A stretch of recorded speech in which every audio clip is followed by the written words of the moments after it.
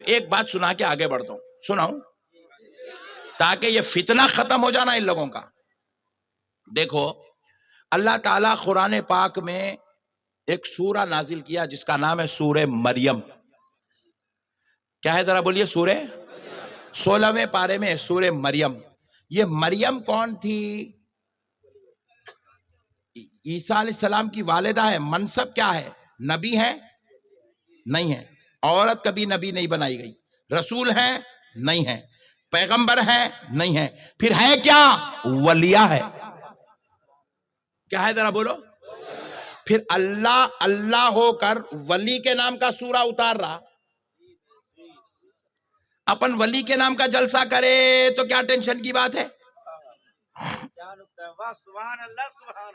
اللہ اللہ ہو کے اپنے مقدس کلام قرآن کی ایک سورت کا نام ولی کے نام سے رکھتا۔ میں اگر اپنے بیٹے کا نام ولی کے نام سے معین الدین محی الدین رکھ دوں تو اس میں جھگڑے کی کیا بات ہے؟ اب یہ ہو گیا ولیہ تھی۔ نہ صرف ان کے نام کا سورہ اتارا، قرآن میں متعدد مقامات پر اللہ نے ان کا ذکر کیا، ان کا تذکرہ کیا، بلکہ قرآن میں رب نے فرمایا وَاذْكُرْ فِي الْكِتَابِ مَرْيَمَ۔ اللہ رب العزت ارشاد فرما رہا ہے کہ قرآن مجید کتاب مبین میں مریم کا ذکر کرو۔ اللہ کہہ رہا ہے مریم کا ذکر کرو۔ اللہ کہہ رہا ہے میرے ولی کا ذکر کرو۔ اب یہ ہو گئی بات۔ ابھی بہت سارے مسائل ہیں، اب یہ وقت نہیں ہے، خالی ایک چھوٹا سا خاکہ کھینچ دیتا ہوں بس تاکہ ذہن صاف ہو جائے۔ یہ تھا ولیہ کے نام کا سورہ۔ قرآن میں ولی کے نام کا ایک سورہ ہے، 21ویں پارے میں سورہ لقمان۔ زور سے بولو، زور سے بولو۔ سورہ لقمان ہے، ولی کے نام کا سورہ ہے۔ حضرت لقمان کے متعلق جمہور علماء کا اس بات پر اتفاق ہے کہ آپ اللہ کے ولی تھے، آپ بڑے صالح، متقی، پرہیزگار، عبادت گزار تھے، آپ ایک حکیم تھے۔ اللہ نے آپ کو بڑی حکمت و دانائی سے مالا مال کیا تھا۔ حکیم تھے حضرت لقمان، ولی اللہ تھے۔ جمہور علماء کا اس بات پر اتفاق۔ اللہ نے ولی کے نام سے قرآن میں سورہ اتارا۔ ابھی اور بہت ساری ان کی فضیلت قرآن میں ہے، وہ سب بعد میں بات کریں گے۔ پھر اب تیسرے نمبر دیکھ لیجئے، قرآن میں ایک سورہ ایسا ہے جس میں اللہ نے ولی تو ولی کی آل کے نام سے سورہ اتارا، ولی کی آل کے نام سے، اور وہ سورہ ہے آل عمران۔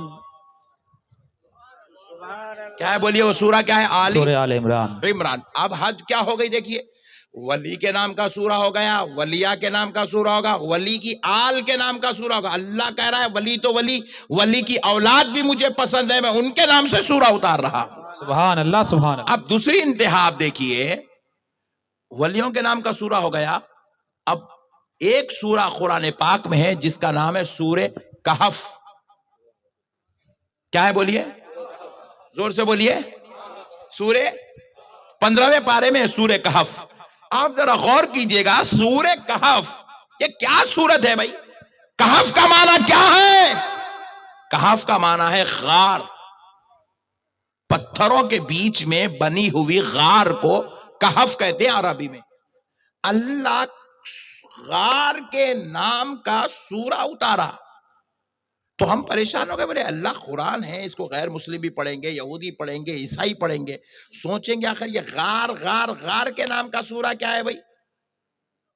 یہ غار کے نام کا سورہ کہیں اتارے اللہ تعالیٰ قرآن میں؟ سوچیں گے تو بارگاہ الہی سے جواب آیا، بندے خالی کہف پڑھ کے غار پہ مت اٹک جا، ذرا یہ بھی تو دیکھ وہ غار میں ہے کیا۔ جب ہم نے غور کیا تو پتا چلا یہ وہ غار ہے جس میں 309 سال تک اللہ کے ولی اصحاب کہف آرام فرما رہے تھے۔ بابا بابا بابا، سبحان اللہ، سبحان اللہ۔ کتنے سال تک؟ 309 سال تک۔ زور سے بولو۔ 309 سال تک اصحاب کہف اس غار میں آرام کر رہے تھے، تو اب وہ غار دنیا کے اور غاروں کی طرح نہیں ہے، وہ غار آرام گاہ اولیاء بن گئی، ولیوں کی آرام گاہ بن گئی۔ 309 سال اللہ کے ولی اس میں آرام کیے. اللہ کو وہ آرام گاہ، وہ غار اتنی پسند آئی، اللہ نے اس کے نام سے قرآن میں سورت اتار دی. تو اب میں سوچنے لگا، اے اللہ، جس غار میں صرف 309 سال ولی آرام کرے، بعد میں اٹھے اور نکل کے چلے گئے وہاں سے، ان کی مزار نہیں ہے، وہ آرام گاہ ہے. 309 سال ولی جس غار میں آرام کرے، وہ غار تجھے اتنی محبوب ہے کہ اس کے نام سے تو قرآن میں سورہ نازل کرے. تو پھر میں سوچنے لگا، اے اللہ، وہ مزار تجھے کتنی پسند ہوگی جس میں 1000 سال سے سارے ولیوں کا سردار غوث اعظم خود آرام فرمایا. نعرہ تکبیر، نعرہ تکبیر، نعرہ رسالت، نعرہ رسالت، شان اولیاء کرام.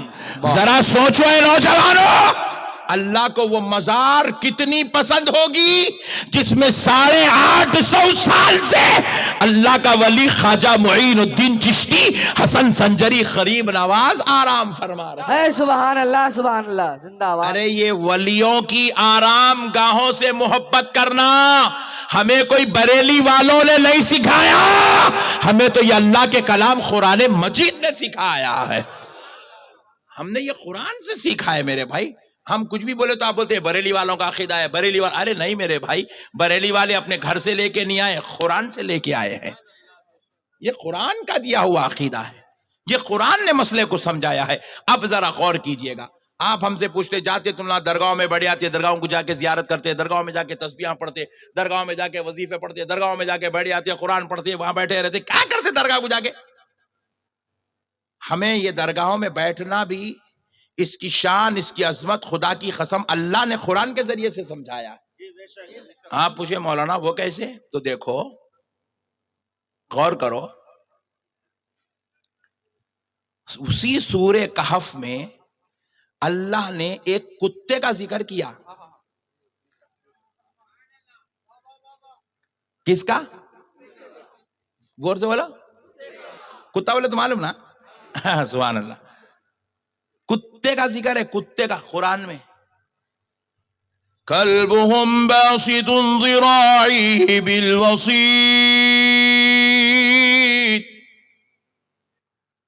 آپ کل جا کے باہر میدنا پور میں لوگوں سے ملے تو لوگ پوچھا رہے میں کیا نقشبندی صاحب آئے تھے کہتا نام یہاں پر؟ جی آئے تھے.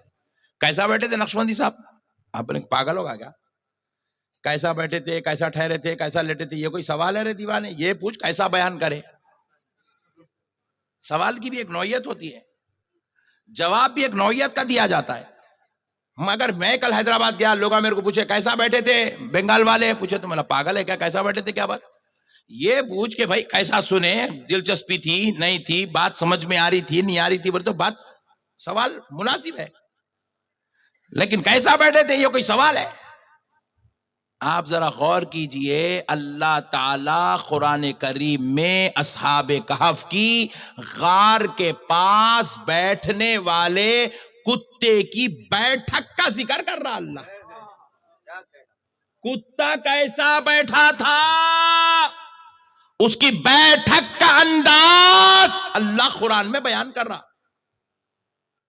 کلبہم باسط ذراعیہ بالوسیط. کلبہم ان کا کتا. کہیں یہ آیت پڑھ کے کوئی یہ نہیں بولنا کہ ارے وہ نہیں وہ کتا تھا، ارے وہ نہیں وہ کتا تھا، وہ نہیں وہ نہیں. اللہ کہہ رہا کلبہم، وہ کسی اور کا کتا نہیں، ان کا اصحاب کہف میرے ولیوں کا کتا. اللہ کہہ رہا ہے وہ اپنے دونوں ہاتھوں کو پھیلائے ہوئے بیٹھا ہوا تھا. اس کے ہاتھوں کے پھیلا کے بیٹھنے کا ذکر بھی اللہ قرآن میں کر رہا ہے. تو آپ ذرا غور کیجئے گا. آپ پھر دوسری جگہ اور دیکھیے، پھر اسی سورے کے اندر ہے 3 اصحاب کہف تھے، چوتھا ان کا کتا تھا، وہ 5 تھے، 6واں ان کا کتا تھا، وہ 7 تھے، 8واں ان کا کتا تھا. کتا تھا کتا تھا کتا تھا. یہ قرآن ہے.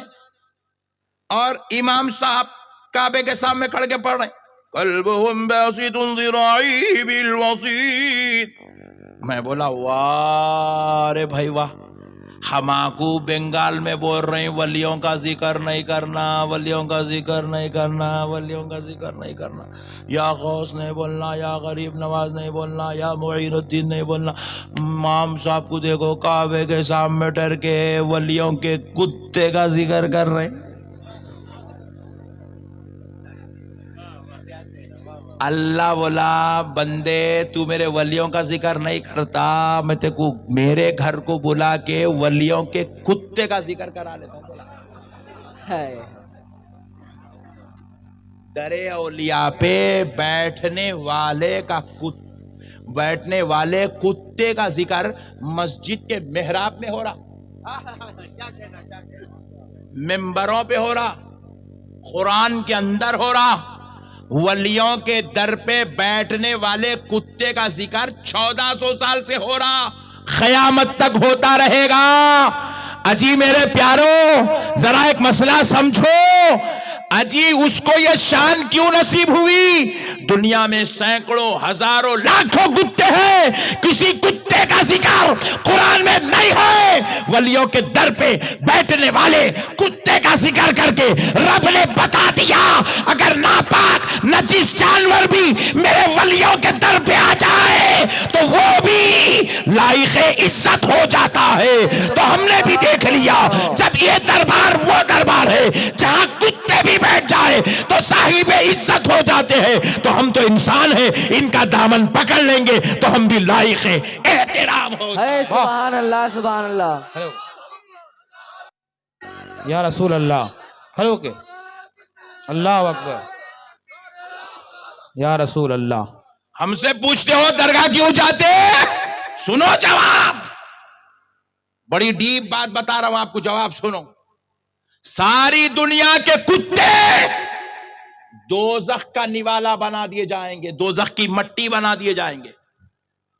دنیا کا کوئی کتا جنت میں نہیں جائیں گا، چاہے کتنا بھی بڑا بادشاہ پالا ہوں گا، چاہے وہ کتا مرے مکے کی دھرتی پہ پھرنے والا ہو، چاہے وہ کتا کسی عرب کی گلیوں میں پھرنے والا ہو، چاہے وہ کتا کشمیر میں پیدا ہوا ہو، چاہے وہ کتا جرمن کا ہو، چاہے وہ کتا امریکہ کا ہو، چاہے وہ کتا جنگلی کتا بنگال کا ہو، کوئی کتا جنت میں بولیے.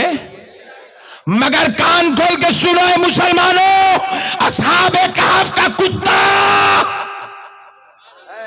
اور کتوں کی طرح دوزخ میں نہیں جائے گا، بلکہ اللہ اس کو انسانی شکل و صورت دے کر جنت میں اس کو داخلہ سبحان اللہ سبحان اللہ سبحان نعرہ اللہ. تکبیر، اللہ اکبر. نعرہ تکبیر، اللہ نعرہ اکبر. رسالت. یا رسول اللہ. ہم نے بھی ڈیسائیڈ کر لیا ولیوں کے در پہ بیٹھنے والا نجس کتا بھی دوزخ میں نہیں جاتا. پھر وہ بھی بنی اسرائیل کے ولیوں کے در پہ بیٹھا، ہم تو غوث اعظم کے در پہ بیٹھ رہے ہیں، ہم تو غریب نواز کے در پہ بیٹھ رہے ہیں، ہم تو مخدوم سمنان کے در پہ بیٹھ رہے ہیں، ہم تو علاء الحق پنڈوی کے در پہ بیٹھ رہے ہیں. تو ہم نے بھی ڈیسائیڈ کر لیا جب ان دروں پہ آنے والا کتا بھی دوزخ میں نہیں جاتا تو پھر ان دروں پہ آنے والا غلام مصطفیٰ کیسے دوزخ میں جائے گا؟ اے سبحان اللہ. زندہ باد. اس لیے ہم نے ان ولیوں کی بارگاہوں آستانوں کو زیارت گاہ بنا لیا ہے، اپنے لیے نظر پیش کرنے کا مقام بنا لیا ہے. یہ وہ مقدس بارگاہیں ہیں جو رب ذوالجلال کو مکہ اور مدینہ کے بعد سب سے زیادہ معزز ہے. اللہ اللہ ہو کے پسند کرے اور آپ غلام ہو کے پسند نہیں کرتے. اچھا ایک بات میں آپ کو بتلاتا ہوں، میں اگر اپنے بیٹے کو صاحب اختیار بنا دوں، میں بولا بیٹے اللہ نے آپ کو نواز دیا، آپ چاہو تو اپنا گھر بنا لو، اور آپ اپنے بیٹے کو اختیار والا جان کر اس کو کچھ اجازت دے دیں کہ بیٹے آپ چاہو تو اپنا گھر بنا لو، نو پرابلم، ہم تو غریب تھے، ہم نے تو یہ خریے میں اپنا گاؤں میں اپنا گھر بنایا، آپ چاہو تو جاؤ کلکتہ میں بناؤ. آپ کا بیٹا گیا دھوم دھڑاکے سے کلکتے میں ایک زبردست زمین لیا، لے کے ایک عالی شان مکان بنایا. ایمانداری سے بولو وہ بیٹے کا مکان آپ کو پسند آتا نہیں آتا؟ بولو جی، بولو جی. تمہارا ایک بیٹا ہے نا جی، کہیں کو نہیں آتا؟ آتا نا. اپنی اولاد کا ہر کمایا ہوا مال اپنے کو اپنی کمائی سے زیادہ عزیز رہتا, کیونکہ میرا بیٹا کمایا سو ہے نہیں. تو پھر سوچو, جب ہم کو ہمارے گنہگار باپ کو گنہگار اولاد کا گھر پسند ہے, وہ تو ساری کائنات کا خدا ہے, اس کو اس اپنے محبوب کا گھر پسند نہیں ہوگا. بے شک بے شک. غوث پاک جہاں آرام کر رہے ہیں وہ غوث پاک کا مکان, غوث اعظم کی آرام گاہ, پھر اللہ کو وہ آرام گاہ کتنی پسند ہوگی, کیونکہ غوث اعظم کو غوث اعظم بنانے والا اللہ ہے. غوث اعظم کو مرتبہ غوثیت سے سرفراز کرنے والا اللہ ہے. جب اللہ کو اپنے بندوں کو اتنی محبت ہے تو بندوں کی آرام گاہ کیا اللہ کو پسند نہیں ہوگی؟ 100% پسند ہوگی. تو اسی لیے تو پیارے دوستو, اور ایک بات یاد رکھو, مزارات سے نفرت مت کرو, مزارات سے محبت کرو. کیا کرو بولو, زور سے بولو. ولیوں سے نفرت نہیں کرنا, نفرت نہیں کرنا. میں اس کے اوپر 2 باتیں بول کے پھر اپنے عنوان پہ آ جاتا ہوں. ولیوں سے کبھی بھی نفرت, 2 باتیں سن لیجئے. مزارات سے کبھی نفرت نہیں کرنا. کیوں نہیں کرنا؟ رسول اللہ صلی اللہ علیہ وسلم نے خود مزار کی عظمت بتائی. حضور فرماتے ہیں, من زار خبری وجبت لہو شفاعتی, جو میری خبر کی زیارت کیا اس کے اوپر میری شفاعت واجب ہو گئی. سبحان اللہ سبحان. میں میری خبر کی زیارت کرنے والے کو میں بروز محشر شفاعت کروں گا, جنت میں لے کے جاؤں گا. بول رہے سرکار. آپ بولو, نماز انہیں پڑھتا نہیں پڑھتا, پڑھتا. روزہ رکھتا نہیں رکھتا, رکھتا. زکات دیتا نہیں دیتا. حج کو جانے والا حج کر کے ہی مدینے کو جاتا نا, طواف کر کے ہی مدینے کو جاتا نا. پھر جب اس کا نے اعمال صالحہ ہے, نماز ہے, روزہ ہے, زکات ہے, اتنے پہ خاموش ہو جانا تھا مسئلہ. مزار کی عظمت کہیں کو بتائے. سمجھ رہے ہیں آپ میری بات کو؟ نہیں سمجھ رہے آپ؟ سمجھ بھائی رہے دیکھو, مدینے کو جانے والا کوئی اللہ ملیا تو نہیں رہتا نا. چلو ہم لوگ غریب, تم لوگ تو جا رہے پٹھے, تمہاں کو تو نہ دینا. ہم لوگ نماز پڑھتے, روزہ رکھتے, زکات دیتے, حج کرتے. ابے ہول ہے, پھر نماز روزے پہ زکات پہ بات ختم ہو جانا تھا. رسول اللہ پھر مزار کی عظمت کہیں کو بتائے, اس لیے بتائے کہ نماز بھی پڑھو, مزارات کی زیارت بھی کرو, روزہ بھی رکھو, محبوبان خدا کے آستانے پہ بھی آؤ, حج بھی کرو, مکے کو جاؤ, تو پھر مدینے کو بھی آؤ. اسی لیے حضور نے بتایا, تاکہ نماز پہ اکڑنا بند کرو, روزہ زکات حج پہ گھمنڈ کرنا, غرور کرنا بند کرو, مزارات پہ آ کے غلام بننا سیکھ لو. غلام بننا سیکھ لو. جو غلام بن گیا وہ سرفراز ہو گیا. اب مزار کی اور ایک